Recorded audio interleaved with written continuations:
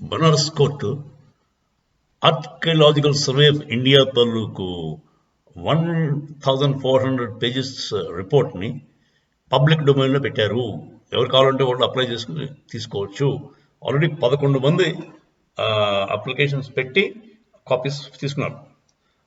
దాని మెయిన్ దాని important matter ఏంటంటే మీకు చెప్పేస్తా.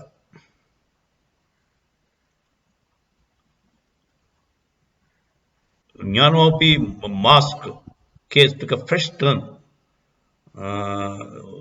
with 11 people applying for copies of the ASI report.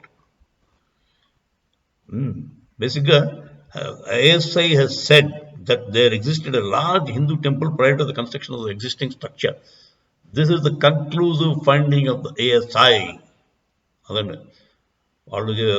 Conclusive finding ఏంటంటే లార్జ్ టెంపుల్, ఒక పెద్ద టెంపుల్ అంతకుముందు ఉండేది, దాని మీద వీళ్ళు కట్టేశారు మసీదు అని చెప్పి ఫండింగ్ చెప్పాడు.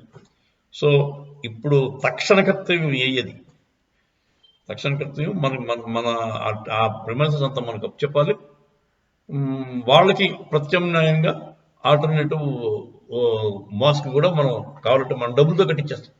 దూరంగా బనారస్ సిటీ బయట ఒక 25 ఎకరాలు ఇవ్వండి, దాంట్లో బ్రహ్మాండమైన మసీదు కట్టుకోమండి, తిరుగులేని మసీదు కట్టుకోమండి.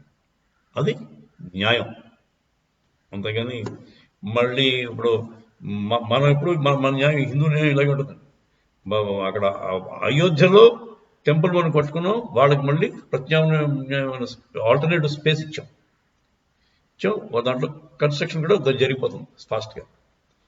వరల్డ్ క్లాస్ మాస్క్ కన్స్ట్రక్ట్ అవుతుంది అయోధ్య పక్కన. అది సిమిలర్గా కాశీ విశ్వనాథ్ కూడా మనకు చెప్పేసి వాళ్ళు వేరేగా కట్టుకుంటే హ్యాపీగా అందరూ కలిసి మెలిసి ఉండొచ్చు. జై శ్రీరామ్.